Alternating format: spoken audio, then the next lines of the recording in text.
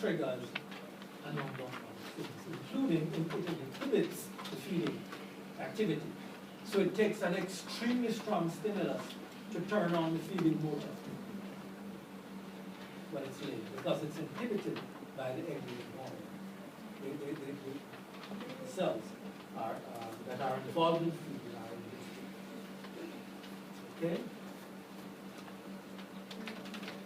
In the same way, when the animal is feeding, there are two cells that are activated, and they send their input to the neurons that control the head withdrawal and the oral vein withdrawal, and it inhibits that. So that's why when the animal is eating, it ignores you if you hit it on the head. But as the animal eats and gets more satisfied, the level of activity in those two neurons that are inhibiting the head withdrawal diminishes. And so if you stimulate more strongly, then it will withdraw. And as it gets satisfied, the level of activity drops and drops. So you see, we control behavior in a rather simplistic way. It's not that difficult. You can do everything at the same time. So when you're doing one thing, you inhibit other things that will interfere with what you're doing.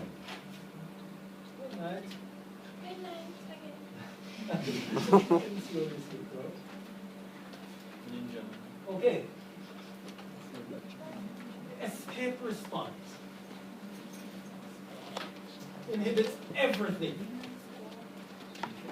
If you don't stay alive, you can't do anything.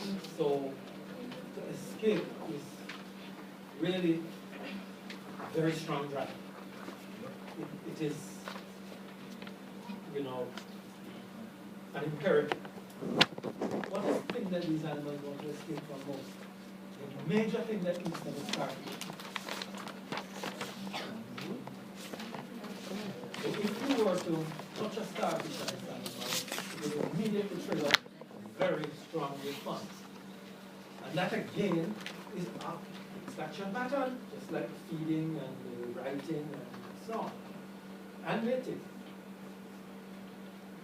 What happens is that the animal immediately withdraws its head, it withdraws everything, it flattens out, and the dorsal musculature contracts, and then the ventral musculature contracts and dorsal muscles stop contracting. So it goes into a series of flexions and extensions like that, and it kind of fills off. And that goes on for about 30 seconds. And it carries it far enough away from the starfish that it will escape being eaten.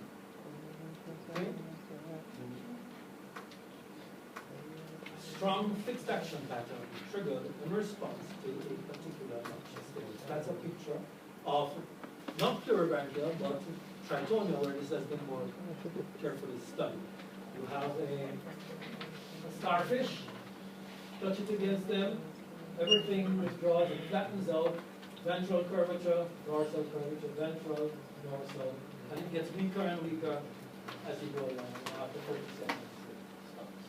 If you take the ganglion out of the animal and put it in a dish and stimulate the same nerves that would be activated by the starfish chemical, you can trigger off a full response where you get dorsal flexion, and you see that the ventral nerves that go to the ventral muscles are silent, inhibited at that time, and then they go and those get inhibited, and it keeps doing that for a number of flexions and extensions, so that the animal swims off. Okay. The isolated system of tritonia generates a precise sequence that allows it to escape.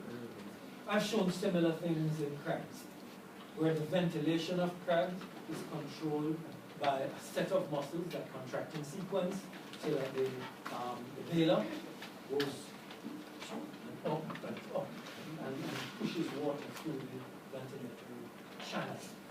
And you take the nervous system out and you put it in a dish, and it generates the precise pattern, on and on, to control the ventilatory responses, although it's not connected to the muscles. So it drives the muscles in a particular way. And every now and then, the animal